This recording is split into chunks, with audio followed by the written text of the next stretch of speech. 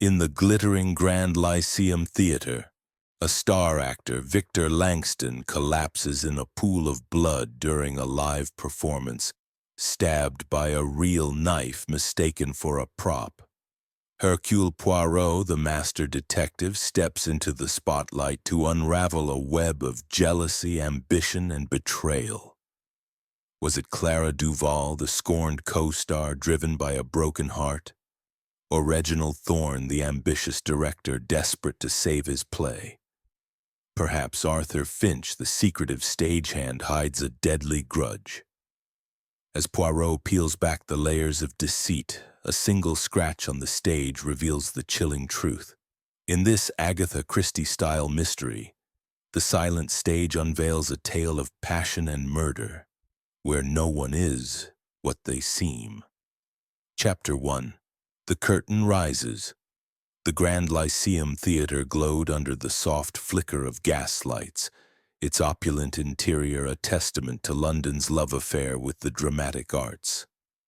It was the autumn of 1925, and the final performance of The Crimson Oath promised to draw a discerning crowd. Hercule Poirot, his small, fastidious figure clad in an immaculate black suit, sat in a private box overlooking the stage. His patent leather shoes gleamed and his mustache, meticulously waxed, quivered slightly as he surveyed the scene below. The invitation had come from Sir Henry Whitmore, a portly baronet with a passion for theatre and a penchant for Poirot's company. "A splendid production, Poirot," Sir Henry had promised, "and Victor Langston is a genius." "You'll see." The auditorium buzzed with anticipation. Ladies in fur-trimmed shawls whispered to gentlemen in tailcoats, their programs rustling like autumn leaves. Poirot's sharp green eyes roamed the crowd, noting the eager faces, the occasional yawn, and the subtle rivalries among the theater's patrons. He was not here merely for pleasure. Poirot's mind, ever alert, sought the patterns beneath the surface of human gatherings. A theater, he mused, was a microcosm of life. Passion, deceit, and ambition all played out under painted lights. On stage, the heavy velvet curtain parted, revealing a drawing room set in crimson and gold. Victor Langston, as Lord Roderick, strode forth with the confidence of a man born to command attention. His voice, rich and resonant, filled the theater as he delivered his opening lines. Each syllable weighted with aristocratic disdain.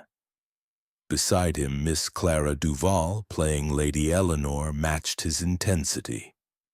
Her dark hair gleamed under the stage lights, and her expressive eyes burned with a passion that seemed almost too real for the scripted melodrama. Poirot leaned forward, intrigued by the chemistry between the two actors, a spark that felt both electric and volatile. In the wings, partially obscured by a fold of curtain, stood Mr. Reginald Thorne, the director. His lean frame was taut, his hands clasped tightly behind his back.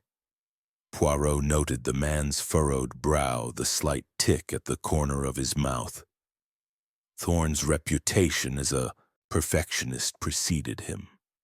But tonight, his demeanor suggested something more than artistic fervor. Was it nerves, Poirot wondered, or something deeper? The little Belgian detective filed the observation away, his mind already cataloging the players in this theatrical puzzle. The play unfolded with practiced precision. The Crimson Oath was a tale of betrayal, its plot hinging on a fatal confrontation between Lord Roderick and Lady Eleanor. Poirot, though no devotee of melodrama, appreciated the craftsmanship, the careful pacing, the crescendos of emotion, the artful staging. Yet he sensed an undercurrent, a discord beneath the polished surface. The actors moved with rehearsed grace, but their glances held unspoken tensions. Clara's hands, when not gesturing, clenched briefly at her sides. Victor's smile as he delivered a barbed line seemed to carry a private malice. Poirot's fingers tapped lightly on the armrest of his seat. "Most interesting," he murmured to himself. The second act reached its pivotal moment. Lady Eleanor, wronged and vengeful, was to stab Lord Roderick with a prop knife, a theatrical flourish designed to shock and thrill. The stage lights dimmed, casting dramatic shadows. Clara, her face a mask of righteous fury, seized the knife from a table and drove it into Victor's chest. He staggered, clutching the wound, his eyes wide with feigned agony. The audience gasped, then burst into applause, marveling at the realism of the scene. Victor collapsed, his body crumpling to the stage with a thud that echoed in the hushed theater. For a moment, all was as it should be. Then a piercing scream shattered the illusion. It came from a young actress in the wings, her hands pressed to her mouth. The curtain, meant to fall swiftly, hesitated as the stage manager fumbled. Poirot's eyes narrowed. Victor Langston did not rise for his bow. A dark stain spread across the stage floor, glinting wetly under the lights. The audience, sensing something amiss, began to murmur. Poirot was already on his feet, his compact form moving with surprising agility as he descended from the box. "Mon Dieu," he whispered, his mind racing. "This is no performance. This is murder." Chapter 2. The scene of the crime. The Grand Lyceum Theatre, moments ago a temple of artifice, had transformed into a tableau of chaos. The audience, still seated, whispered in confusion as ushers struggled to maintain order. Backstage, the air was thick with panic. Actors and crew milled about, their faces pale, their voices a cacophony of shock and fear. Hercule Poirot, his small frame cutting through the disorder like a knife through silk, reached the stage with a purposeful stride. His patent leather shoes clicked sharply on the wooden boards, and his green eyes, sharp as cut emeralds, took in every detail of the scene. Victor Langston lay sprawled where he had fallen, his theatrical doublet stained with a spreading crimson that was no stage paint. The knife protruded from his chest, its handle a polished ebony that gleamed incongruously under the stage lights. Poirot knelt beside the body, careful not to disturb the scene, his gloved hands hovering as he examined the wound. The blade had entered cleanly, just below the sternum, a precise and fatal thrust. "Most curious," he murmured, his mustache twitching slightly. "This is no prop, but a weapon of true malice." The stage manager, Mr. Arthur Finch, a wiry man with a shock of graying hair, hovered nearby, wringing his hands. "It's impossible, sir," he stammered. "The knife was checked before the show. It was rubber, I swear it." His eyes darted nervously as if seeking escape from the grim reality before him. Poirot fixed him with a steady gaze, noting the sheen of sweat on the man's brow. "Calm yourself, monsieur," he said softly. "We shall uncover the truth in due time." Miss Clara Duval, the co-star who had delivered the fatal blow, stood a few paces away, her face a mask of horror beneath her stage makeup. Her hands, still trembling, clutched the folds of her costume, and her dark eyes were fixed on Victor's body. "I didn't know," she whispered, her voice barely audible. I thought it was the prop." She swayed slightly, and a young stagehand rushed to steady her, only to be waved off with a sharp gesture. Poirot observed her closely, noting the pallor beneath her rouge, the way her fingers twisted the fabric of her dress. Was it guilt, shock, or something else entirely? From the wings emerged Mr. Reginald Thorne, the director, his lean face drawn and his dark eyes burning with a mix of anger and disbelief. "This is a catastrophe," he barked, his voice cutting through the murmurs of the crew. "Seal the theater at once. No one leaves until we sort this mess out." His authority was absolute, yet Poirot detected a tremor in his tone, a crack in the facade of control. Thorne's gaze flickered to the body, then away as if the sight was too much to bear. Before Poirot could speak, the heavy tread of boots announced the arrival of Inspector Japp of Scotland Yard. His familiar weathered face was a welcome sight, though his expression was grim. "Poirot, old chap," he said, tipping his hat. "Seems you've stumbled into another fine mess." "What's the story here?" His tone was brisk, but his eyes betrayed a weariness that came from too many encounters with death. "Mon ami," Poirot replied, rising gracefully to his feet. "We have a murder most deliberate. Monsieur Langston was stabbed not with a prop knife as the play demanded, but with a real one. The switch was no accident." He gestured to the body, his voice calm but laced with certainty. "The question is, who made the substitution and why?" Japp nodded, his notepad already in hand. "Right then. Let's get to it. Theater's locked down and I've got men posted at every exit. No one's slipping out." Glanced at the assembled crowd. Actors, stagehands, and a few lingering members of the audience who had pushed their way backstage in the confusion. "Who are our main players?" Poirot's eyes gleamed as he outlined the suspects. "First, Mademoiselle Clara Duval, who wielded the knife in the fatal scene. Her role in the play makes her the most immediate suspect, though her shock appears genuine. Second, Monsieur Reginald Thorne, the director, whose strained relations with the victim were known to the company. And third, Monsieur Arthur Finch, the stagehand responsible for the props, who claims the knife was checked and safe before the performance." Japp scribbled furiously, then looked up. "Sounds like a tidy little list. Anyone else we should keep an eye on?" "For now, these three suffice," Poirot said, his tone measured.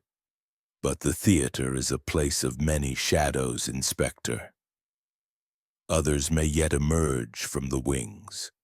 The inspector turned to his constables, issuing orders to secure the stage and begin questioning the crew. Poirot, meanwhile, moved to the knife itself, still embedded in Victor's chest. He bent low, his magnifying glass glinting as he examined the handle and blade. The weapon was a theatrical replica in appearance, long, slender, with an ornate hilt, but its edge was razor-sharp, designed to kill. "This was no hasty choice," Poirot murmured to Japp. "The killer selected a blade that would pass for the prop until the moment of truth." Japp grunted. "Clever devil, whoever it was. But how'd they manage it? The knife had to be switched sometime before the scene, right?" "Précisément," Poirot agreed. "We must establish the timeline. When was the prop last checked, and who had access to it?" He turned to Finch, who lingered nearby, his face a picture of nervous agitation. "Monsieur Finch, you say you inspected the knife before the performance. At what time precisely?" Finch swallowed hard, his Adam's apple bobbing. "About an hour before curtain, sir. 5 o'clock, maybe a bit after. It's my job to check all the props. Swords, goblets, the lot. The knife was on the rack in the prop room, same as always. I tested it myself. It bent like rubber, just as it should.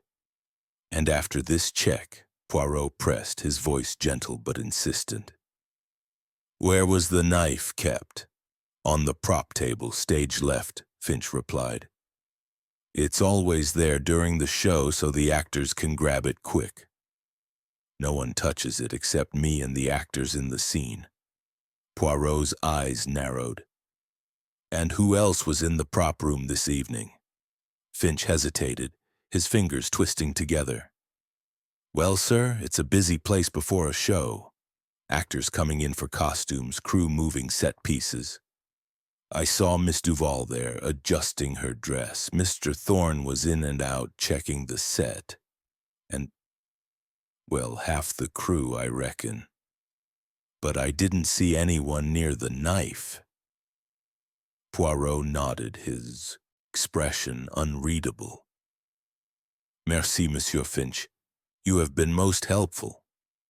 He turned away, but not before noting the stagehand's quick glance toward the prop room door as if fearing what lay beyond. Next, Poirot approached Clara Duval, who had been led to a folding chair by a concerned stagehand. Her hands were clasped tightly in her lap, and her eyes, though red-rimmed, were dry. Mademoiselle, Poirot began, his tone soft as velvet. This is a terrible moment, I know. But I must ask you to recount the scene. What did you feel when you took the knife? Clara's gaze flickered to his, then away. It felt normal, she said, her voice low and strained. The prop knife is light, a bit flimsy. This one was the same, or so I thought. I didn't look closely. I was in the moment, you see, playing Lady Eleanor. I grabbed it from the table, said my lines, and... Her voice broke, and she pressed a hand to her mouth. Oh, God, I killed him. Poirot tilted his head, his eyes never leaving her face. You did not kill him, mademoiselle, unless you intended to do so. Did you know the knife was real? No, she cried, her voice rising. I swear it. I would never...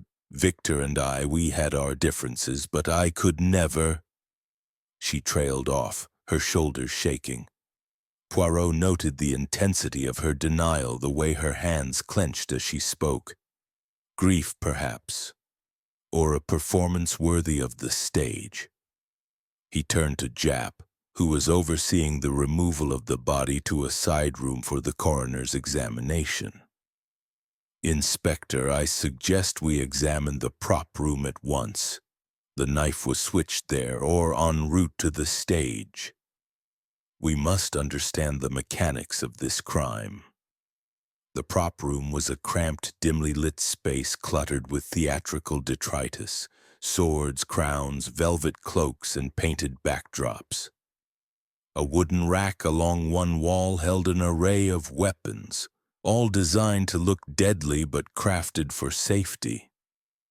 Poirot's eyes swept the room, noting the open door, the lack of a lock, the footprints in the dust on the floor. A place of opportunity, he said softly. Anyone could have entered unnoticed. Jap pointed to the prop table, now empty save for a few scattered items. So the knife was here during the show.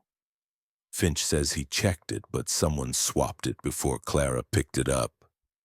That's a narrow window, Poirot. Oui, Poirot agreed, his fingers brushing the edge of the table. But a window nonetheless. The blackout before the scene, when the lights dimmed for the transition, would have provided a moment of concealment. The killer needed only seconds to make the switch. He moved to the rack, examining the remaining props. A rubber dagger, similar to the one described by Finch, lay among the items. Poirot lifted it, testing its weight. This is the prop, I presume, he said. Light, flexible, harmless. The real knife was chosen to mimic it perfectly. A clever mind at work, Jap scratched his chin.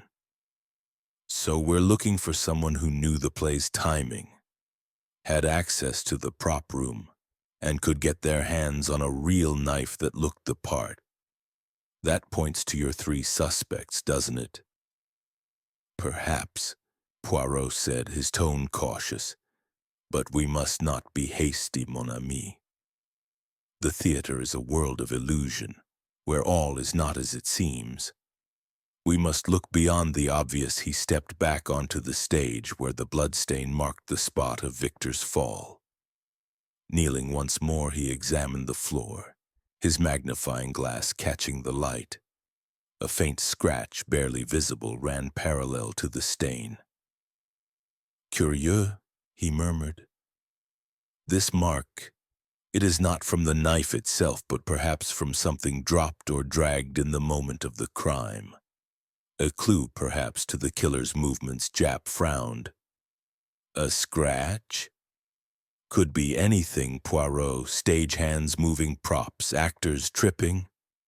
Non, non, Poirot interrupted, his voice firm. This is precise, deliberate.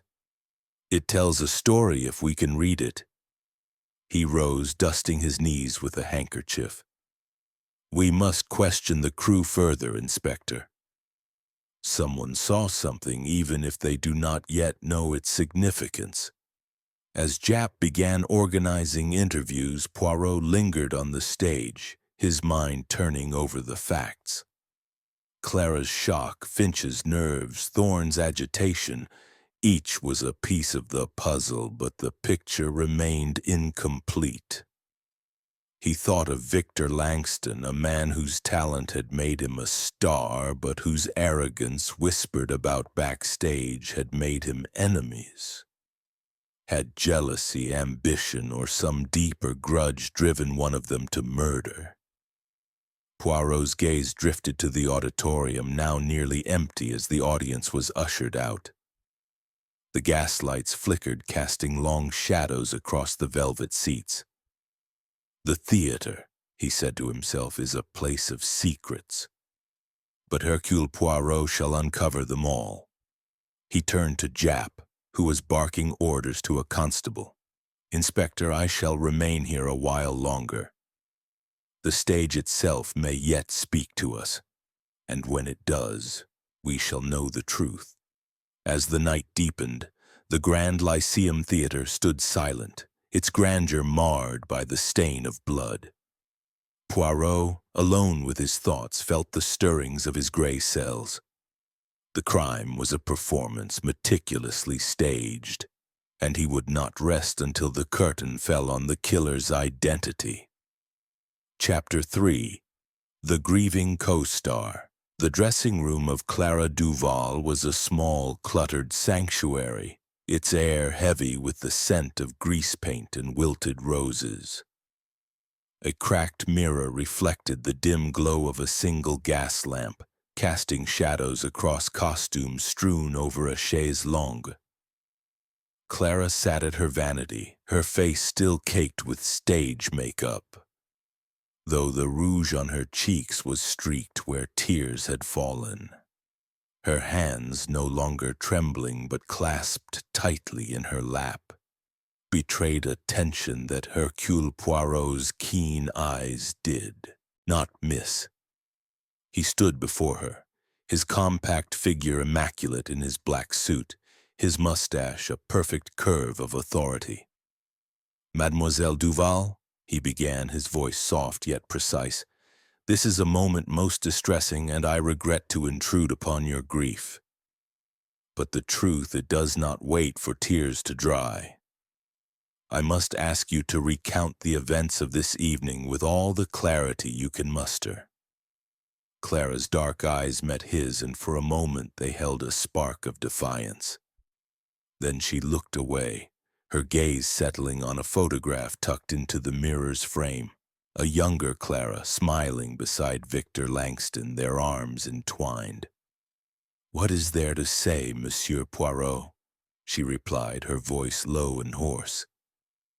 I took the knife from the prop table as I've done every night for weeks. I played my part, delivered my lines, and I stabbed him. I didn't know it was real. How could I? Her fingers tightened, knuckles whitening. Poirot tilted his head, his expression one of gentle sympathy, though his mind was a whirl of calculation. The knife, mademoiselle, it felt no different to you. Its weight, its balance? She shook her head, a lock of dark hair falling across her brow. It was the same. Or near enough. The prop knife is light, a bit flexible, but I was caught in the scene. Lady Eleanor's rage, her betrayal. I didn't stop to weigh it in my hand. Her voice faltered, and she pressed a handkerchief to her lips.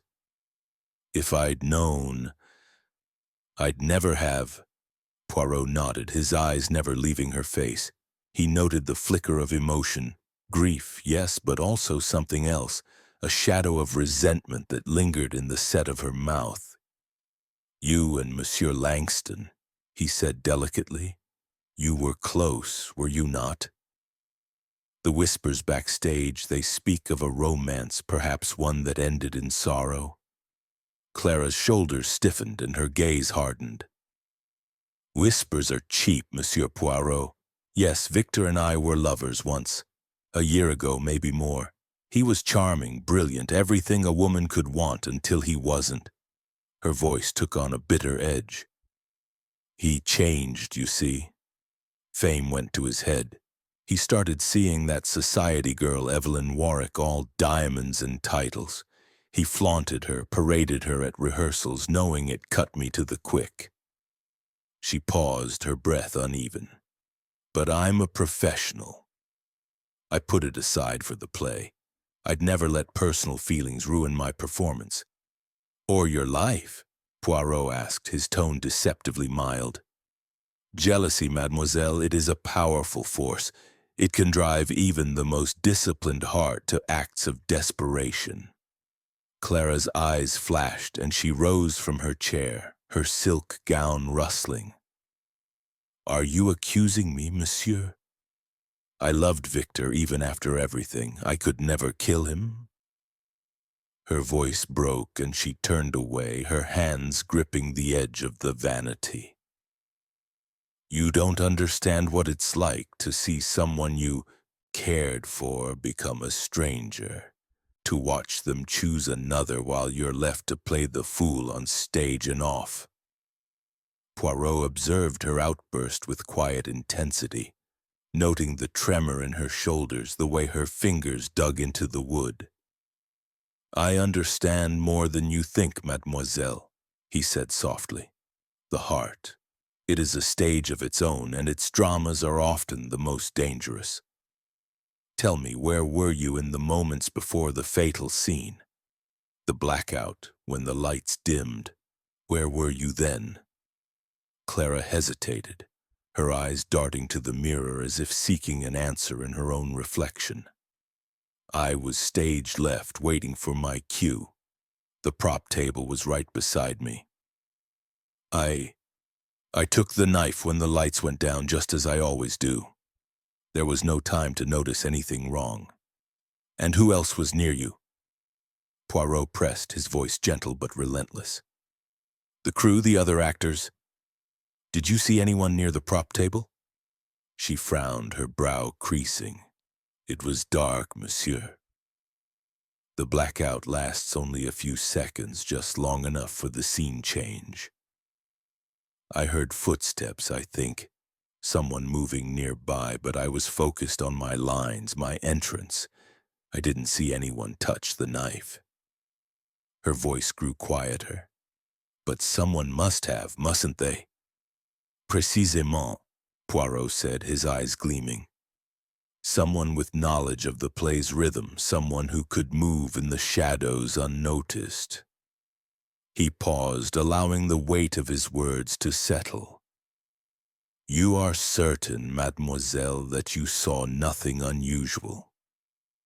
No one lingering where they should not have been? Clara shook her head, but her expression wavered as if a memory teased the edge of her mind. I don't know. It's all a blur now. The performance, the lights, the scream. She sank back into her chair, her hands covering her face. I just want this to be over. Poirot stepped back, his demeanor one of polite deference, though his mind was far from at ease. Clara's story was plausible, her grief convincing, yet there was a note of calculation in her words, a performance beneath the performance. He made a mental note of her hesitation, her vague mention of footsteps in the dark. Was she hiding something, or was her memory clouded by shock? He left the dressing room, pausing in the corridor to confer with Inspector Japp, who was directing a constable to collect statements from the crew. "Well, Poirot?" Japp asked, his notepad tucked under his arm. "What do you make of the lady?" "She's a bit of a wreck, but is it real or just good acting?" Poirot's mustache twitched. "She is an actress, mon ami, and a fine one. Her tears, they may be genuine, but the heart of an actress is a labyrinth. She speaks of love and betrayal, yet her eyes hold a spark of something more. Anger, perhaps, or fear. We must watch her closely." Japp nodded, his expression skeptical but trusting. "Right then. I've got men questioning the crew, but it's a madhouse back here. Half of them are too shaken to make sense, and the other half are covering for each other. Any thoughts on where to dig next?" "The prop room, Inspector," Poirot said firmly. "It is the heart of this mystery. The knife was switched there, or on its way to the stage. I wish to speak with Monsieur Finch again, and to examine the movements of Monsieur Thorn. Their roles, they are not so innocent as they seem."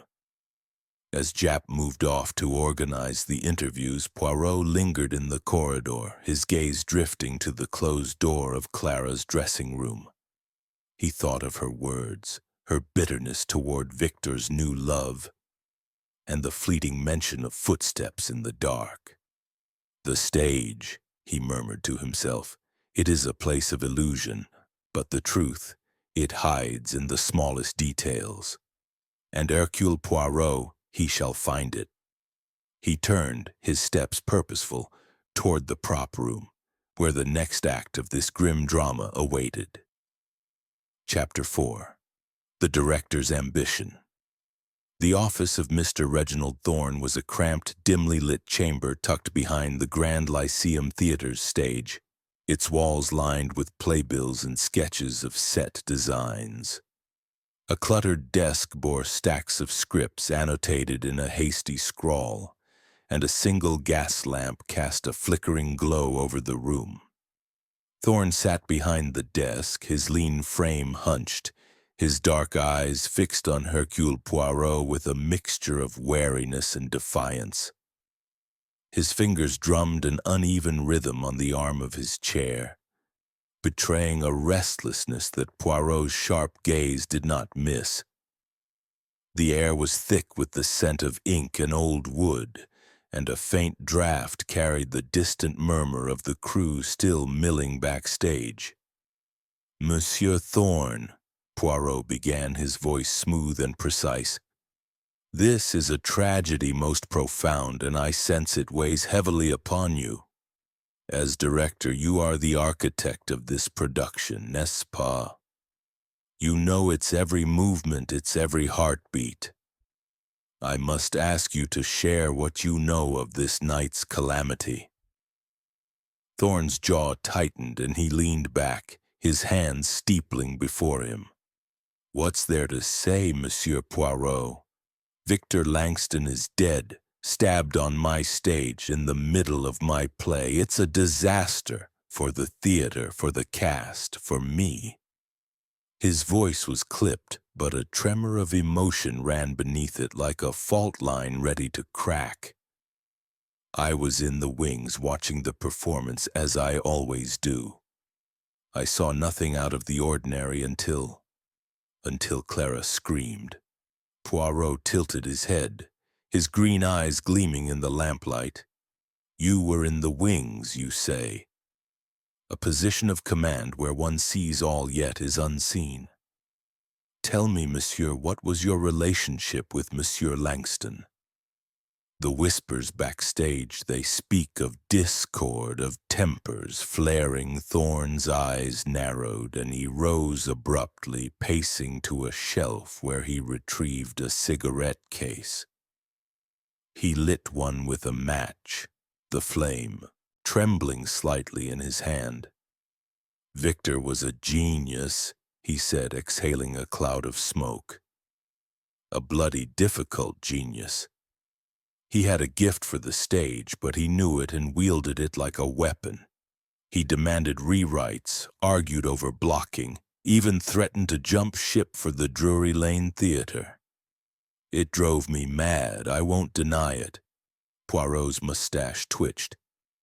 And this conflict, it was merely artistic or something more personal? He watched Thorne closely, noting the way the director's hand paused mid-gesture, the cigarette dangling forgotten between his fingers. Artistic, Thorne said firmly, but his eyes flickered to the side. This production, The Crimson Oath, was to be my triumph. I've spent years clawing my way up in this cutthroat world.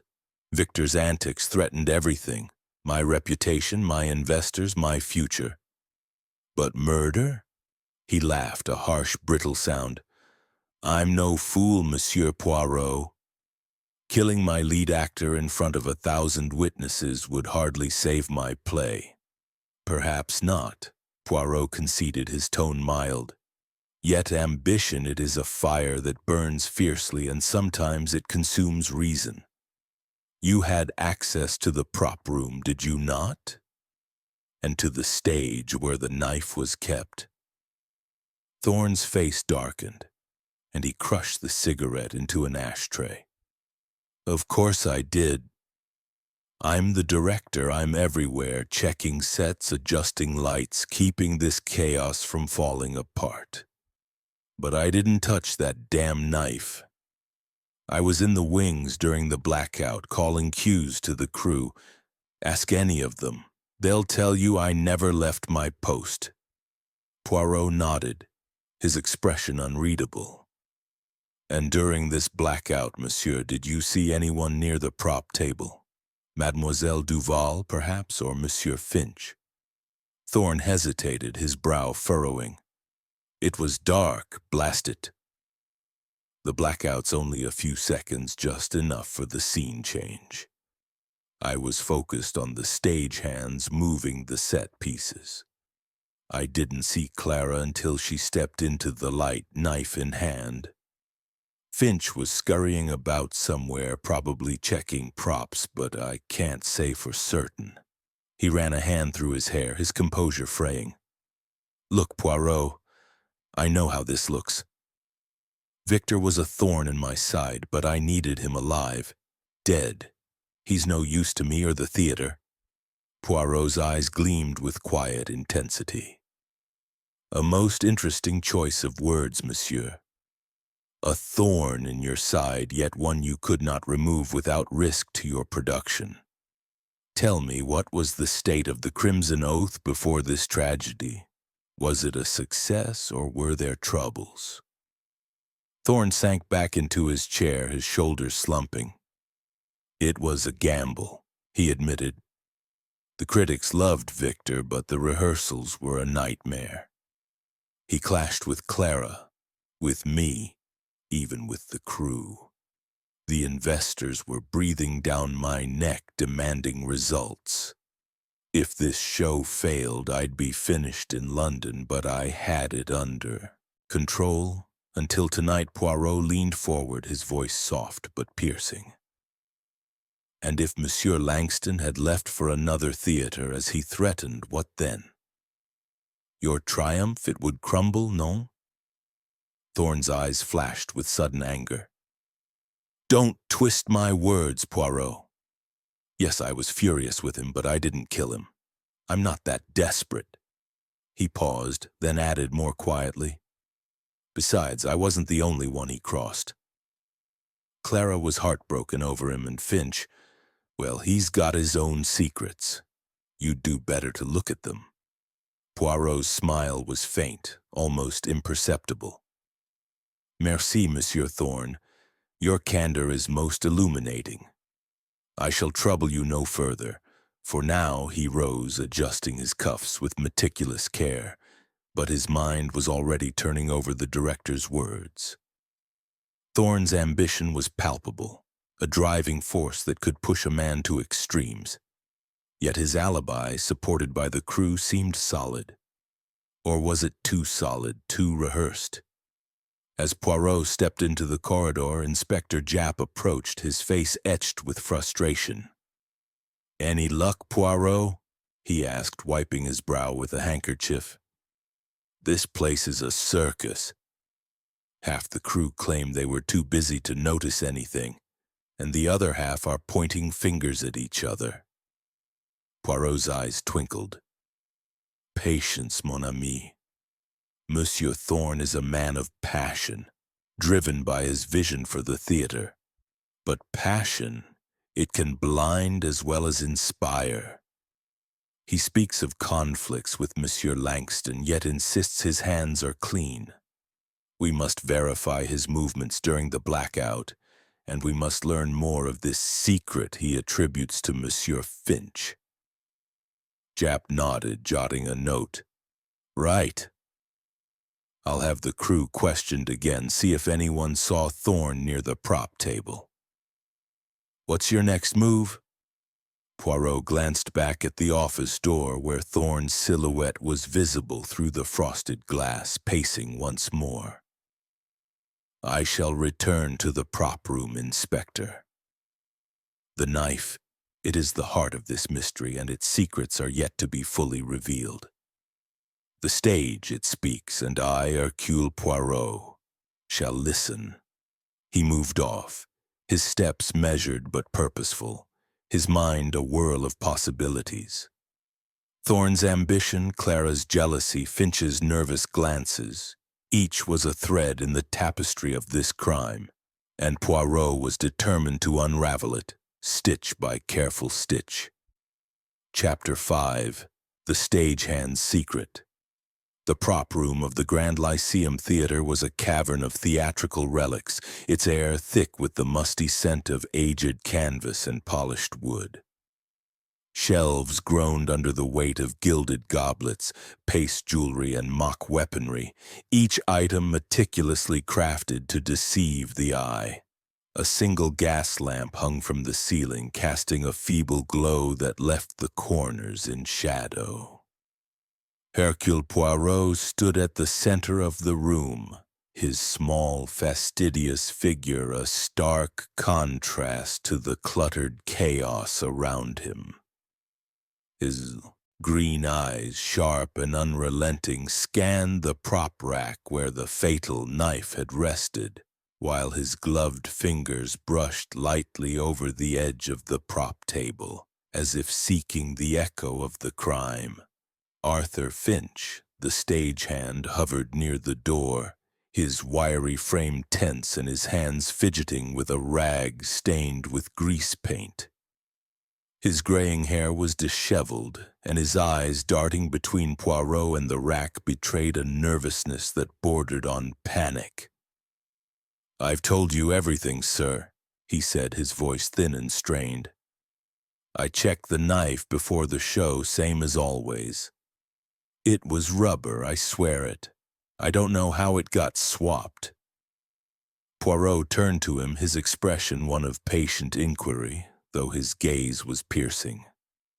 "Monsieur Finch, you are the guardian of this room, are you not? The props, they are your responsibility.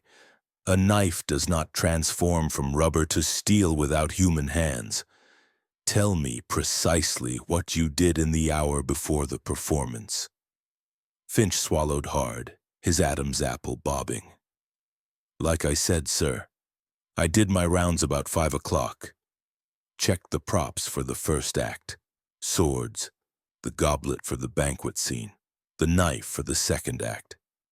Everything was in order. The knife was on the rack just there. He pointed to a wooden peg where a rubber dagger now hung, its blade sagging slightly. I tested it myself, bent it in my hand. Then I set it on the prop table, stage left, for Miss Duval to pick up during the show. Poirot nodded, his mustache twitching slightly. And after you placed it on the table, who had access to this room? Who came and went in the bustle before the curtain rose? Finch's eyes flickered to the door as if expecting someone to burst through. It's a busy place, sir. Actors fetching costumes, crew moving set pieces. I saw Miss Duval here adjusting her gown. Mr. Thorne came through, barking orders about the lighting. A couple of stagehands, Tom and Eddie, were in and out, hauling flats for the drawing room set. But I didn't see anyone touch the knife. I'd have noticed. Would you, Monsieur Finch? Poirot's voice was soft, almost a whisper, but it carried a weight that made Finch flinch. In the chaos of a theater, with all eyes on the stage, a quick hand could move unseen. Tell me, what is your history with this theater? You have been here long. Finch shifted uncomfortably, his rag twisting in his hands. 5 years, sir. I know my job. I keep things in order, make sure the actors have what they need. Never had trouble like this before. Poirot stepped closer, his eyes never leaving Finch's face. And before the Grand Lyceum, where did you work, monsieur? A man of your experience, he does not appear from nowhere. Finch's face paled, and he took a step back, his shoulder brushing against a rack of costumes. I worked at the Adelphi, sir. Smaller theater down by the Strand. Stagehand there, too. Left a couple of years back. His voice faltered, and he looked away, his fingers tightening on the rag. Poirot's smile was faint, almost imperceptible. And why did you leave, Monsieur Finch? A man does not abandon a steady post without reason. Finch's eyes darted to the floor, then back to Poirot, a flicker of defiance in them. It was nothing, sir. Just time for a change. The Adelphi wasn't paying much, and the Lyceum offered better wages. That's all. Poirot tilted his head, his gaze unrelenting. Nothing, you say? Yet I have heard whispers, monsieur, of a scandal at the Adelphi. A matter of missing items, props, perhaps, or something more valuable. Is this true? Finch's face flushed, and he took another step back, his back now against the wall. That's old gossip, sir. I was cleared of that. Some costumes went missing, a few bits of jewelry, stage stuff, nothing real. They tried to pin it on me, but I didn't take anything. I left to get away from the rumors, that's all. Poirot's eyes gleamed with quiet intensity. And yet rumors, they follow a man, do they not? Tell me, Monsieur Finch, did Monsieur Langston know of this history? Did he ever speak of it, perhaps in jest or in anger? Finch's hand stilled and his voice dropped to a whisper. Victor, he knew. He heard the stories, same as everyone, used to needle me about it, called me light-fingered Finch when he was in a mood. But it was just his way, always throwing his weight around, making people feel small. Didn't mean nothing by it. Did it not? Poirot asked, his tone deceptively mild. A man mocked, a man humiliated. He might harbor resentment. And you, Monsieur Finch, you had the opportunity, the knowledge, the access to the knife. A moment in the dark, a quick exchange, et voilà, the deed is done. Finch's eyes widened, and he shook his head vehemently. No, sir, I didn't do it. I had no reason to kill him. Victor was a pain, sure, but he was the star. Without him, the show's in trouble, and so am I. I need this job. Poirot stepped back, his expression unreadable. Merci, Monsieur Finch. You have given me much to consider. I shall not detain you further, for now he turned to the prop rack, his fingers brushing the rubber dagger, testing its weight. It was light, pliable, a perfect counterfeit of the real blade that had ended Victor's life. The switch, he mused, had been planned with care by someone who knew the theater's rhythm and the prop's appearance. As Finch slipped out of the room, his footsteps echoing in the corridor, Poirot lingered, his mind turning over the stagehand's words. Finch's nervousness, his past scandal, his proximity to the props, all pointed to opportunity, but motive remained elusive. Had Victor's taunts pushed him too far, or was Finch merely a convenient scapegoat? Inspector Japp appeared at the door, his face flushed from the cold night air. Poirot, I've got statements from half the crew, and it's like herding cats. Most of them were too busy to notice anything odd, but a few mentioned seeing Finch near the prop table before the show. Doesn't prove much, though. Poirot nodded, his eyes still on the rack. Monsieur Finch is a man with secrets, Inspector, but whether they include murder I am not yet certain. His past at the Adelphi, it casts a shadow. We must learn more of this scandal, whether it was truly resolved or if it left a grudge that festered. Japp scratched his chin. You think he's our man? He's jumpy, I'll give you that, but he doesn't strike me as a killer. Non, Poirot said, his voice thoughtful. A killer does not always wear his guilt openly. Finch's hands, they are practiced in the art of props, of deception. But we must also consider Mademoiselle Duval and Monsieur Thorne. Each had reason to wish Monsieur Langston harm, and each had access to this room. Japp sighed, tucking his notepad into his coat. Right then. I'll dig into Finch's past, see what the Adelphi business was about. What's your next step? Poirot's gaze drifted to the open door, where the faint hum of the theater's activity still lingered. I shall return to the stage, mon ami, the scene of the crime. It holds more secrets yet. The scratch on the floor, the timing of the blackout. These are the threads that will lead us to the truth. He stepped out of the prop room, his small figure moving with quiet determination. The Grand Lyceum Theater, with its gilded arches and velvet shadows, was a labyrinth of motives and opportunities. Arthur Finch's secret was but one piece of the puzzle, and Poirot knew that the truth, like a well-staged play, would reveal itself only when every act was complete. Chapter 6. The Theater's Shadows. The backstage corridors of the Grand Lyceum Theater were a maze of narrow passages lit by flickering gas lamps that cast long, wavering shadows on the peeling walls. Hercule Poirot navigated this labyrinth with his characteristic precision, his polished shoes clicking softly against the worn floorboards.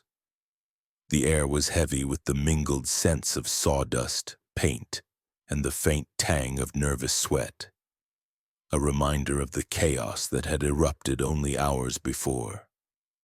The theater, so vibrant during a performance, now seemed to hold its breath, as if guarding secrets within its very walls. Poirot's sharp green eyes missed nothing: the scuff marks on the floor, the creak of a loose board, the hurried whispers of crew members lingering just out of sight. He had returned to the stage where the bloodstain of Victor Langston's death marked the boards like a grim signature. The auditorium beyond was empty now, its velvet seats shrouded in darkness, but the stage itself seemed alive with the echoes of the crime. Poirot knelt beside the stain, his magnifying glass glinting as he examined the faint scratch he had noted earlier. Thin, deliberate mark, no more than an inch long, etched into the wood. "Most curious," he murmured, his voice barely audible. "This is no accident, no mere scuff of a stagehand's boot. It speaks of intent, of a moment's haste rising." He paced the stage, his small frame moving with the grace of a dancer, though his mind was a whirlwind of calculation. The prop table, stage left, stood bare now, its contents catalogued by Inspector Japp's men. The knife, the pivot of this tragedy, had been taken from here during the blackout, a fleeting moment when the theater plunged into darkness for the scene change. Poirot closed his eyes, envisioning the sequence. Clara Duval seizing the knife, Arthur Finch scurrying among the props, Reginald Thorne barking cues from the wings. Someone in that brief eclipse had made the fatal switch. But who? He moved to the wings where a tangle of ropes and pulleys controlled the heavy curtains. A narrow passage led to the prop room, its door still ajar as it had been during the performance. Poirot stepped inside, his gaze sweeping the cluttered space once more. The rubber dagger, a twin to the murder weapon in appearance, hung innocently on its peg. He lifted it, testing its weight, its flexibility. "A perfect counterfeit," he said softly. "The killer chose well, knowing the deception would go unnoticed until it was too late." Leaving the prop room, Poirot began a methodical exploration of the backstage area, questioning the crew members who lingered in the shadows. A young stagehand, Tom, a lanky lad with a mop of red hair, was coiling ropes near the fly gallery. "Monsieur," Poirot began, his tone courteous but firm, "you were working during the performance. Did you see anything unusual before the fatal scene? Anyone near the prop table, perhaps?" Tom paused, wiping his hands on his trousers. "It's all a bit of a blur, sir," he said, his voice tinged with a Cockney lilt. "I was up here, handling the curtains. Didn't have eyes on the prop table, not really, but I saw Mr. Finch dashing about like always, and Miss Duval was pacing stage left before her cue. Mr. Thorne was in the wings shouting at us to keep the timing tight." Poirot nodded, his expression encouraging. "And during the blackout, when the lights dimmed, did you hear or see anything out of place?" Tom frowned, scratching his head. "Hard to say, sir. It's dark as pitch up here when the lights go down. I heard footsteps maybe, but that's normal. Everyone's moving then, shifting sets and all. Didn't think nothing of it till the scream." "Footsteps," Poirot repeated, his eyes gleaming. "Most interesting. Merci, Monsieur Tom." He moved on, questioning others, a seamstress who had been mending a costume, an electrician adjusting the gas lights. Their stories were consistent. The backstage was a hive of activity, with no one noticing anything amiss until Victor's collapse. Yet Poirot sensed a reticence, a reluctance to speak freely. The crew, loyal to one another, might be shielding someone or simply too shaken to recall details clearly. He returned to the stage where Inspector Japp was conferring with a constable, his notepad bristling with scribbled notes. "Poirot, you're prowling like a cat," Japp said, his tone half amused, half exasperated. "Find anything worth chasing?" Poirot's mustache twitched. "The theater, mon ami, it is a place of illusion, but also of truth. The scratch on the stage, the footsteps in the dark, these are whispers of the crime. I am convinced the knife was switched during the blackout by someone who knew the precise moment to act. But we must learn more of the victim, Monsieur Langston. His character, his enemies, they hold the key to the motive. Jap nodded, flipping through his notes. I've got a bit on that. Langston was a star, no question, but he wasn't much loved backstage. The crew say he was arrogant, always throwing his weight around. Had a row with Thorne over the script a few days ago, and Clara, well, everyone knew about their past. Even Finch got a tongue lashing from him now and then. Précisément, Poirot said, his eyes narrowing. A man who makes enemies so freely he invites danger. We must also consider the prop room's accessibility. The door, it was unlocked, unguarded. Anyone could have entered, yet the killer needed knowledge of the play, the props, the timing. Jap scratched his chin. Sounds like an inside job then.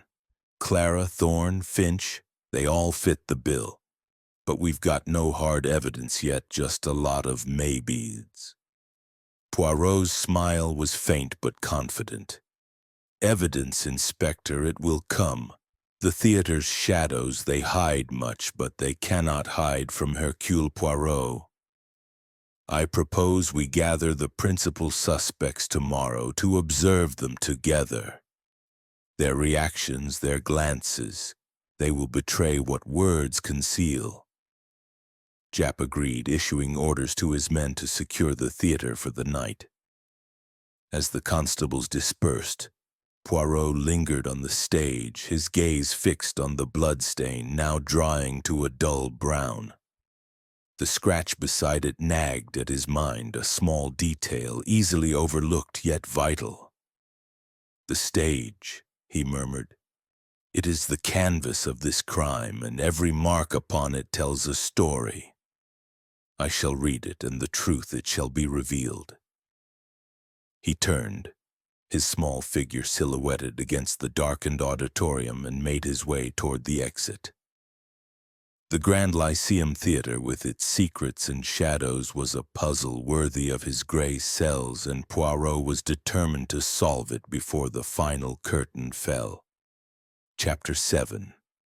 A Tangled Web.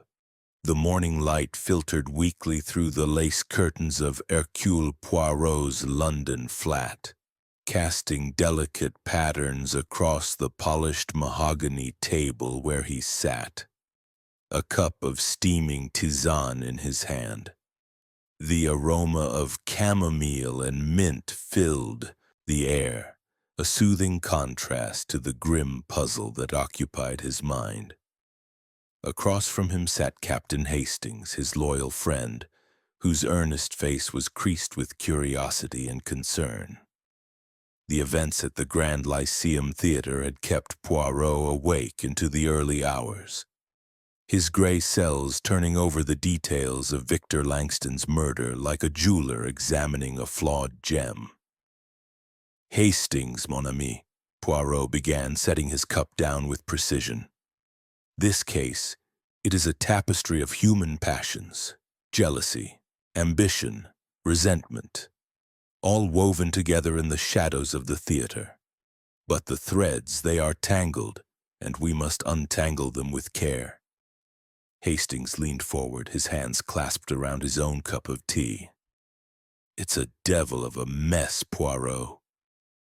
Clara Duval with her broken heart, Reginald Thorne with his career on the line, and Arthur Finch with that shady past of his.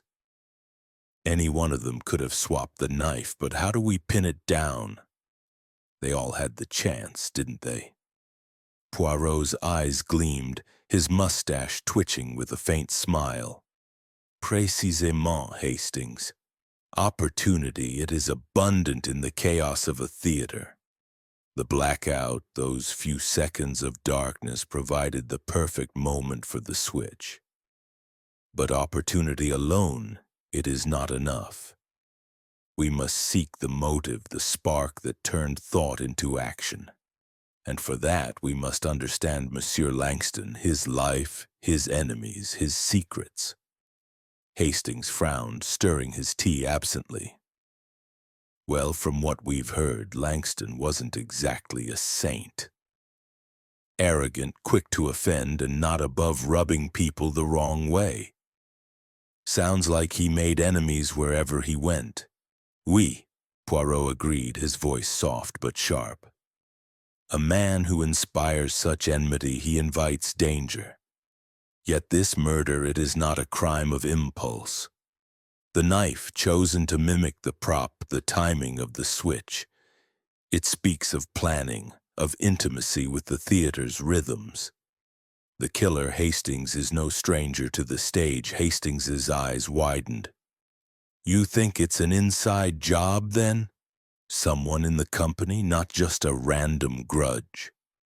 Poirot nodded, his fingers tapping lightly on the table. The theater, it is a closed world, a family of sorts, bound by trust and rivalry. The killer knew the play's pacing, the prop room's layout, the moment when all eyes would be elsewhere. This narrows our field, but it does not yet point to one heart. Hastings leaned back, his brow furrowed. What about a conspiracy? Could two of them have worked together, say Clara and Thorne, or Finch and someone else? It'd explain how they pulled it off so smoothly. Poirot's smile faded, and he shook his head. Non, mon ami. A conspiracy, it requires trust, and I sense little of that among our suspects. Each guards their own secrets, their own wounds. Clara's jealousy, Thorne's ambition, Finch's shame. They are solitary motives, not shared. No, the crime is personal, intimate, a single hand wielding the knife, even if through another's action. He rose, pacing the small room with measured steps, his hands clasped behind his back. Consider the timeline, Hastings. Monsieur Finch claims he checked the knife at 5 o'clock, an hour before the curtain. It was rubber, he says, and he placed it on the prop table stage left. Mademoiselle Duval took it during the blackout just before her scene. In that hour, or in those fleeting seconds of darkness, the switch was made. Who had the opportunity and who had the will? Hastings rubbed his chin, his expression thoughtful. Well, Clara was right there, stage left. She could have swapped it at the blackout, easy enough.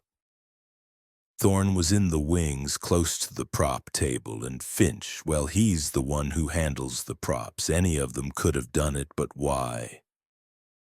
Clara's got her broken heart, but murder's a big step. Thorne's got his career, but killing his star seems daft. And Finch, maybe Langston's teasing hit a nerve. But enough to kill? Poirot stopped pacing, his eyes narrowing. You touch upon the heart of it, Hastings. Motive, it is the key, but it hides behind the masks our suspects wear. Clara's grief, it is real yet tinged with anger. Thorne's ambition, it burns fiercely, yet he claims he needed Langston alive. Finch's past, it casts a shadow, yet he protests his innocence with desperation. We must look deeper, into their words, their glances, their silences. Hastings grinned despite the gravity of the topic.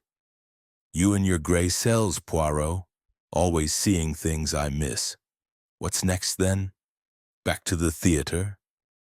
Oui, Poirot said, adjusting his cuffs with meticulous care. But first we must consider the physical evidence. The scratch on the stage, it troubles me. It is not random, Hastings. It is a mark of the crime, a trace of the killer's haste. I wish to examine it again, and to speak with the crew once more. Someone saw something, even if they do not yet know its significance. Hastings drained his tea and stood ready to follow. Right then. Let's get to it.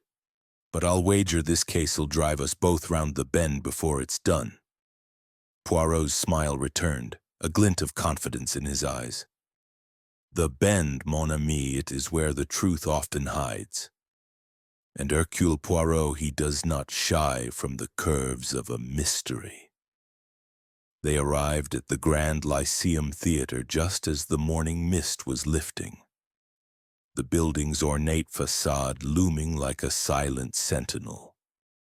The stage door creaked as they entered, and the familiar scent of sawdust and grease paint greeted them. Inspector Japp was already there, his coat dusted with fog, his notepad in hand as he conferred with a constable near the stage. "Morning, Poirot," Japp called, his voice gruff but warm. "Hastings, good to see you. I've got the crew lined up for more questions, but they're a cagey lot. Most of them swear they were too busy to notice anything odd, but I'm not buying it." Poirot nodded, his gaze sweeping the stage where the bloodstain remained, a stark reminder of the night's tragedy. "Merci, Inspector. Your diligence, it is most appreciated. I wish to revisit the scene of the crime, to study the stage once more. The scratch, it speaks to me, and I must listen." Japp raised an eyebrow but gestured to the stage. "Have at it, old chap. I'll keep the crew on a short leash." Poirot knelt beside the bloodstain, his magnifying glass catching the morning light as he examined the scratch again. It was faint, almost invisible to the untrained eye, but to Poirot it was a beacon. "This mark," he said to Hastings, who hovered nearby. "It is not from the knife itself, nor from a stagehand's boot. It is deliberate, perhaps made by the real knife's tip as it was set down or picked up in haste. The killer, they moved quickly in the dark and left this trace." Hastings frowned, squinting at the mark. "Blimey, Poirot, you've got eyes like a hawk. But what does it tell us? That someone dropped the knife?" "Perhaps," Poirot said, rising gracefully. "Or perhaps it tells us where they stood, how they moved. The prop table is just there, stage left. The blackout lasted mere seconds. The killer needed to know exactly where to reach, to place the real knife and take the prop. This scratch, it may mark their path." He moved to the prop table, now cleared of its contents by Japp's men, and visualized the scene. Clara preparing for her entrance, Finch adjusting props, Thorne calling cues. The blackout would have cloaked them all, but someone had used that darkness to their advantage. "The theater," Poirot murmured. "It is a stage for deception, but the truth it cannot hide forever." Turning to Japp, he said, "Inspector, I propose a gathering of our suspects, Clara, Thorne, Finch. Tomorrow, perhaps, on this very stage. We shall observe them, watch their eyes, their hands. The guilty, they cannot help but betray themselves." Japp nodded, scribbling a note. "Sounds like a plan, Poirot. I'll have them here first thing. Anything else?" Poirot's eyes gleamed. "For now, mon ami, we listen to the theater. Its shadows, its whispers, they will guide us to the truth." As Hastings and Japp moved off to organize the crew, Poirot lingered on the stage, his gaze fixed on the scratch, the bloodstain, the empty prop table. The tangled web of motives and opportunities was beginning to take shape, and he knew that with one more tug the threads would unravel, revealing the killer's face. Chapter 8. The Hidden Truth. The Grand Lyceum Theatre, bathed in the pale light of a late morning sun, stood silent yet expectant, its stage a solemn arena for the drama about to unfold. Hercule Poirot, his compact figure impeccable in a charcoal suit, stood at the center of the stage, his polished shoes gleaming against the scarred boards. The bloodstain from Victor Langston's death remained, a dark testament to the crime, and beside it the faint scratch that had haunted Poirot's thoughts. Around him, the theater's auditorium loomed empty, its velvet seats shrouded in shadow, but the air crackled with the tension of the moment. Inspector Japp, his face set in a determined grimace, had assembled the principal suspects, Clara Duval, Reginald Thorne, and Arthur Finch, along with a handful of crew members, their faces a mix of apprehension and curiosity. Poirot's green eyes swept over the group, noting every detail: Clara's rigid posture, her hands clasped tightly before her; Thorne's restless pacing, his dark eyes darting to the wings; Finch's nervous fidgeting, his fingers twisting a frayed cap. "Mesdames et messieurs," Poirot began, his voice clear and resonant, cutting through the theater's stillness. "We are gathered here to unravel the tragedy that has befallen Monsieur Victor Langston. A man was murdered on this stage, in the midst of a performance, by a knife that was no prop but a weapon of deadly intent. Today we shall recreate the moment of the crime, and the truth, it shall reveal itself." Japp, standing near the prop table stage left, gave a curt nod. "Right then. We've got the crew ready to run through the second act just as it happened last night. Miss Duval, you'll take your place as Lady Eleanor. Mr. Thorne, you'll call the cues from the wings. Mr. Finch, you'll handle the props, same as before. Let's see if we can shake something loose." Clara's face paled beneath her makeup, but she stepped forward, her silk gown rustling. "Must I do this?"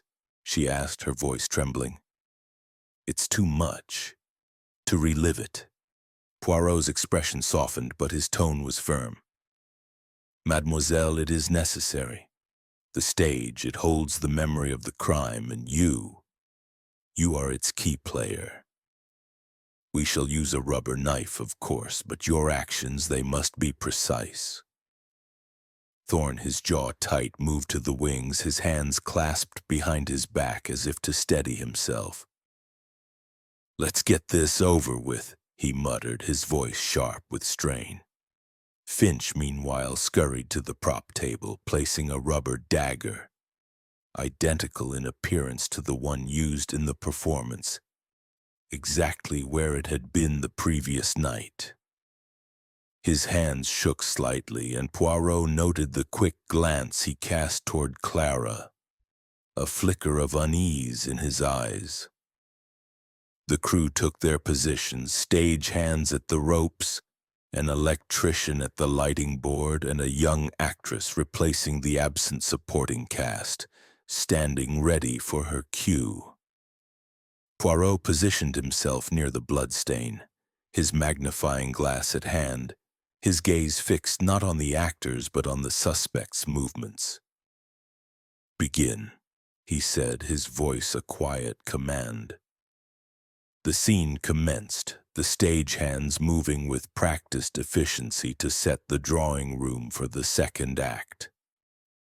The gaslights dimmed, casting the stage into a twilight glow as the crew shifted props. Clara stood stage left, her eyes fixed on the prop table, her breath uneven. Thorne's voice rang out from the wings, crisp and authoritative. "Curtain up in 10, 9, 8. The countdown mirrored the performance, and Poirot's eyes darted between the suspects, watching for any deviation, any telltale sign. As the count reached 3, the lights plunged into darkness, simulating the blackout.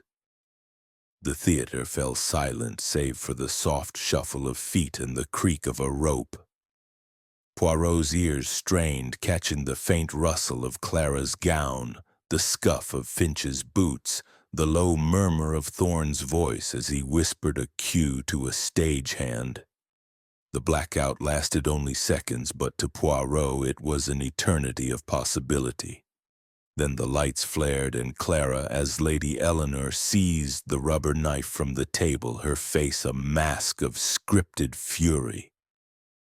She crossed the stage, her lines ringing out with conviction, and plunged the knife into the air where Victor would have stood.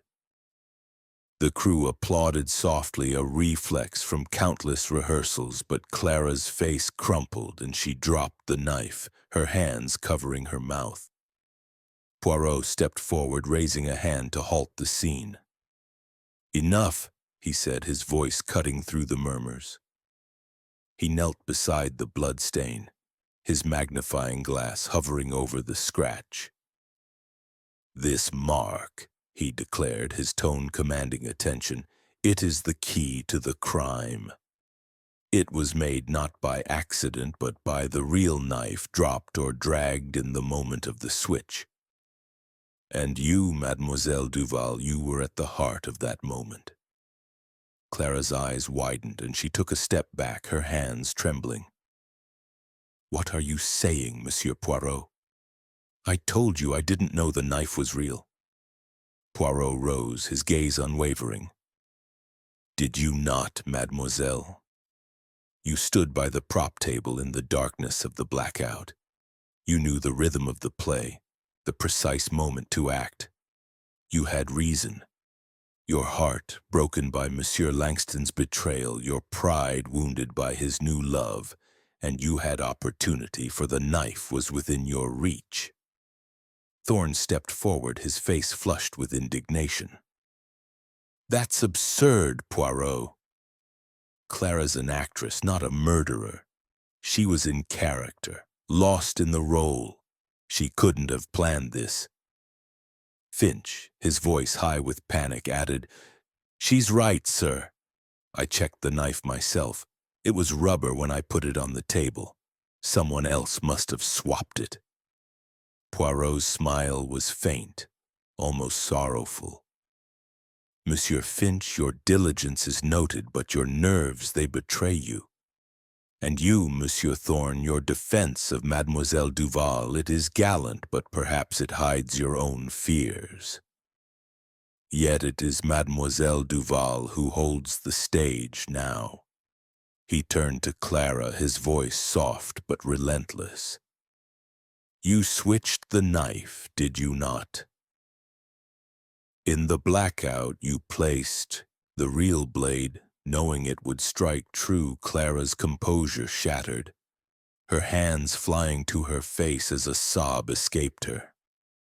No, I didn't." But her voice faltered, and her eyes, wide with panic, darted to the prop table, then to the bloodstain. The theater seemed to hold its breath, the crew frozen, Jap's pen poised over his notepad. Poirot stepped closer, his tone gentle yet unyielding. "The scratch, mademoiselle, it tells the truth. It was made when you set the real knife on the stage, perhaps in haste before placing it on the table. You had prepared, had you not? You brought the real knife hidden among your costume, and in the darkness you made the switch. Your anger, your pain, it drove you to this act." Clara sank to her knees, her gown pooling around her like spilled ink. "I loved him," she whispered, her voice breaking. "But he mocked me, flaunted that woman. I couldn't bear it." Her words were barely audible, a confession wrung from a tormented heart. Poirot's eyes softened, but he did not relent. "You planned it carefully, mademoiselle. The knife, it was chosen to deceive, to blend with the prop. You waited for the blackout, knowing no one would see, and now the stage has revealed your truth." Jap stepped forward, his face grim but resolute. "Clara Duval, you're under arrest for the murder of Victor Langston." He signaled to a constable, who gently helped Clara to her feet, her face ashen, her eyes vacant. Thorne and Finch stood silent, their expressions a mix of shock and relief. Poirot turned to them, his voice calm. The theater. It is a place of illusion, but the truth, it cannot hide from Hercule Poirot. As Clara was led away, the stage fell silent, the weight of the revelation settling over the company. Poirot's gaze lingered on the bloodstain, the scratch, the prop table, each a piece of the puzzle now complete. The hidden truth had been uncovered, and the curtain on this tragedy was ready to fall. Chapter 9. The Confession. The air in the Grand Lyceum Theatre was thick with the weight of revelation. The stage a silent witness to the unraveling of a grim drama. Clara Duval, her face pale and streaked with tears, stood trembling as Inspector Japp's constable gently guided her toward the wings. The crew, scattered in a loose semicircle, watched in stunned silence, their faces a gallery of shock, pity, and unease. Hercule Poirot, his small figure commanding despite its modesty, stood at the center of the stage, his green eyes fixed on Clara with a mixture of compassion and unyielding resolve. The bloodstain on the boards, now a dark, accusing mark, seemed to pulse in the dim light of the gas lamps, and the faint scratch beside it, a detail so small yet so vital, stood as testament to Poirot's relentless pursuit of truth. "Mademoiselle Duval," Poirot said, his voice soft but resonant, carrying the authority of one who had peeled back the layers of deception. "You have borne a heavy burden, and now it is time to lay it down. The stage, it has spoken, and your heart it can no longer hide. Tell us, if you please, the truth of what happened that night." Clara's shoulders shook, and she clutched the constable's arm for support, her silk gown crumpling as she sank onto a prop chair brought forward by a stagehand. Her eyes, red-rimmed and hollow, darted to the bloodstain, then to Poirot as if seeking mercy in his gaze. "I didn't mean for it to end like this," she whispered, her voice barely audible, a fragile thread in the vastness of the theater. "I only wanted him to feel what I felt." Poirot stepped closer, his demeanor calm but insistent, his mustache a perfect curve above his lips. "And what did you feel, mademoiselle? Betrayal? Rage? Tell us so that we may understand." Clara's hands twisted in her lap, her fingers knotting together as if to hold back the flood of her confession. "Victor, he was everything to me once," she began, her voice breaking. "We were lovers, yes, but it was more than that. I believed in him, in us. He promised me a future, a life beyond the stage. But then he changed. The fame, the attention, it went to his head. He started seeing that woman, Evelyn Warwick, parading her in front of me, laughing when he saw it hurt. Her voice grew sharper, laced with a bitterness that cut through her grief. He mocked me, called me a fool for thinking he'd ever settle for an actress when he could have a title, a fortune." Reginald Thorne, standing rigid in the wings, made a move as if to speak, but Poirot raised a hand, silencing him. "Continue, mademoiselle," he said gently. "What drove you to this act?" Clara's eyes filled with tears, but her jaw set with a defiant edge. "It wasn't planned, not at first. I was angry, yes, but I tried to move on. I threw myself into the play, into Lady Eleanor's rage. It felt like my own. Then a week ago I found the knife. It was in the prop room, tucked away in a box of old costumes. Some relic from another production, real and sharp. I don't know why I took it. Maybe I just wanted to hold something that could hurt, the way he hurt me." Poirot nodded, his gaze unwavering. "And you kept it hidden until the moment was right. Is this not so?" She nodded, a single jerky motion. "I hid it in my dressing room, wrapped in a shawl." I didn't know what I'd do with it, not really. But every time Victor flaunted Evelyn, every time he sneered at me during rehearsals, it grew harder to let go of the idea. The night of the performance, it all came together. I saw my chance Inspector Japp, his notepad open, scribbled furiously, his face a mask of grim focus. "Go on, Miss Duval," he said, his voice steady but firm. "How'd you pull it off?" Clara's breath hitched, and she looked down at her hands as if seeing the knife there still. "The blackout," she said, softly. I knew it was coming, those few seconds when the stage goes dark. I'd rehearsed it 100 times, stepping to the prop table, picking up the knife for my scene. That night I brought the real knife with me, hidden in my gown. When the lights went down, I swapped it. It was so quick, so easy. The prop knife went into my sleeve and the real one went on the table. I didn't think, I just acted.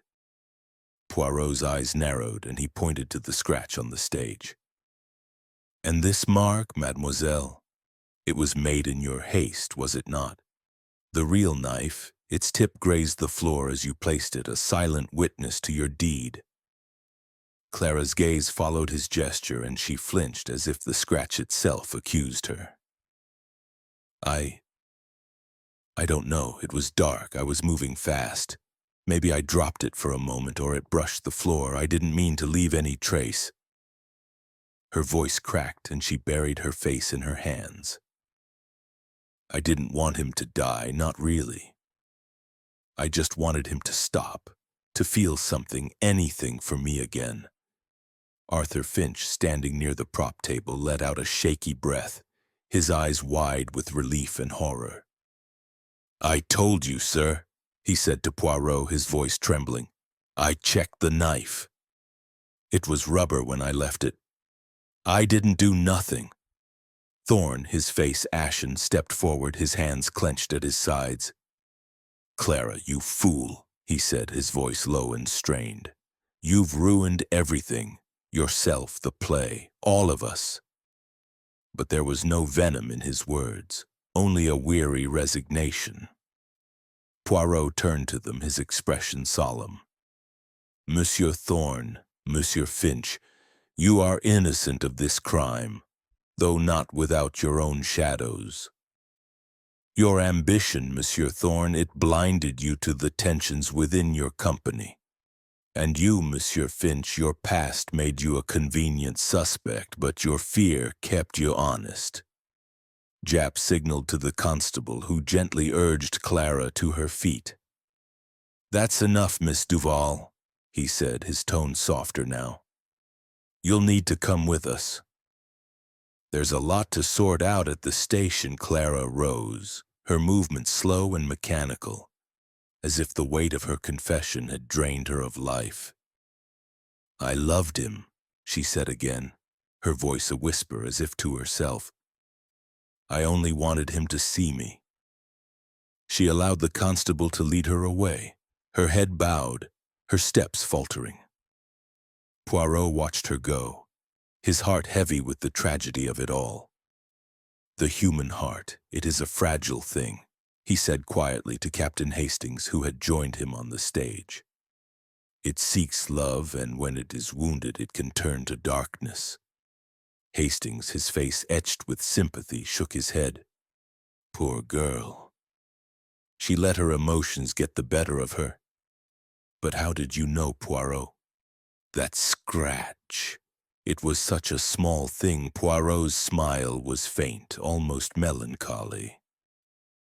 "The small things, mon ami, they are the loudest in the silence of a crime. The scratch, it was a mark of haste, of a plan executed under pressure. Mademoiselle Duval's reaction, her hesitation when I spoke of it, it betrayed her. The gray cells, they pieced together what the heart tries to hide." As the crew dispersed, their murmurs fading into the theater's vastness, Poirot lingered, his gaze fixed on the bloodstain. The confession had been won. The truth laid bare, but the stage, with its echoes of passion and pain, would carry the memory of this night forever. Chapter 10. The Curtain Falls. The Grand Lyceum Theatre stood hushed in the gray light of late afternoon, its ornate facade muted by the drizzle that had begun to fall over London. Inside, the stage was empty save for Hercule Poirot and Captain Hastings, who stood near the bloodstain that marked Victor Langston's final performance. The air was heavy with the scent of damp wood and fading grease paint, and the auditorium's velvet seats, shrouded in shadow, seemed to mourn the tragedy that had unfolded. Clara Duval had been taken away by Inspector Japp, her confession echoing in the minds of those who remained. The crew had dispersed, their tasks halted, and the theater, once a beacon of art and illusion, now felt like a mausoleum. Poirot's small figure, impeccable in his charcoal suit, stood motionless, his green eyes fixed on the stage. His hands were clasped behind his back, his mustache a perfect curve of quiet contemplation. "Mon ami," he said to Hastings, his voice soft yet resonant. "The drama, it is concluded. The truth has been revealed, and yet the heart, it aches for the waste of it all." Hastings, his face etched with a mixture of relief and sorrow, adjusted his hat and sighed. "It's a grim business, Poirot. Clara, poor thing. She let her love for Langston twist into something awful. But you saw it, didn't you? That scratch on the stage, her hesitation, it all added up in that head of yours." Poirot's smile was faint, tinged with melancholy. "The gray cells, Hastings, they see what others overlook. The scratch, it was a whisper of the crime, a mark of haste in a plan so carefully laid. Mademoiselle Duval, she played her part too well, not as Lady Eleanor, but as a woman scorned. Her confession, it was inevitable once the stage itself spoke." He stepped forward, his polished shoes clicking softly on the boards, and knelt once more beside the bloodstain. His magnifying glass glinted as he examined the spot, though he knew it held no further secrets. "This theater," he said almost to himself, "it is a place of illusion where emotions are magnified, where love and hate play out under painted lights. But the truth, it cannot be masked, not from Hercule Poirot. Hastings joined him, his hands in his pockets, his gaze drifting to the darkened auditorium. "What happens now, Poirot? The play's done for, I suppose. Thorne's in a fix, and Finch, well, he's probably glad to be out of the spotlight." Poirot rose, dusting his knees with a silk handkerchief. "Monsieur Thorne, he will recover, though his ambition must now find a new stage. The Grand Lyceum, it will open its doors again for the public. They crave the spectacle, even after tragedy. As for Monsieur Finch, his past, it will haunt him, but he is innocent of this crime. The theater, it will heal, but the scar of this night, it will remain." Inspector Japp appeared at the stage door, his coat damp from the rain, his expression weary but satisfied. "Poirot, Hastings," he called, striding toward them. "Clara's at the station, giving a full statement. She's broken, I'd say. Keeps talking about Langston, how she didn't mean for it to go so far. We've got the real knife, and it matches her description. Found it in her dressing room, wrapped in a shawl, just like she said." Poirot nodded, his eyes gleaming with quiet approval. "You have done well, mon ami. The evidence, it confirms what the heart has revealed. Mademoiselle Duval, she planned her act with care, but the stage, it betrayed her. Jap scratched his chin, his notepad tucked under his arm. That scratch on the floor never would have thought it'd crack the case. You've got a knack for these things, Poirot. Makes my job easier, I'll give you that. Poirot's mustache twitched with a hint of amusement. The small things, Inspector, they are the loudest in the silence of a crime. The scratch, the blackout, the weight of the knife, these were the clues that led us to the truth.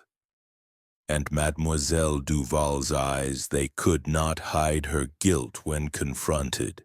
Hastings glanced at the prop table, now bare, and shook his head. It's hard to believe, isn't it? All that passion, all that planning for a moment's revenge. And now Clara's life is ruined too.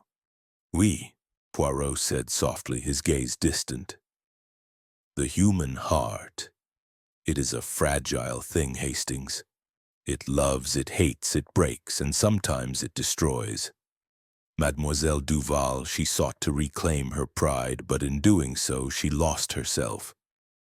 Jap clapped his hands together, breaking the somber mood. Well, that's that then. I'll wrap up the paperwork and we'll let the courts sort out the rest.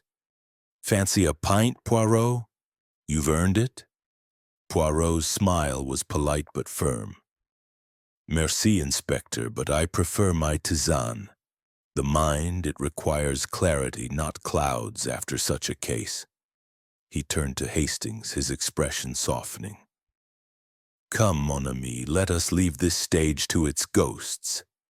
They stepped out into the drizzle, the theater's grand doors closing behind them with a heavy thud. The rain washed over the cobblestones, blurring the lights of London into a soft haze. Poirot adjusted his hat, his small figure resolute against the damp, and walked toward the waiting car. The curtain falls, Hastings, he said, his voice almost lost in the patter of rain. But the truth, it endures, and Hercule Poirot, he ensures it is never forgotten. As they drove away, the Grand Lyceum Theatre faded into the mist, its secrets laid bare, its stage silent once more.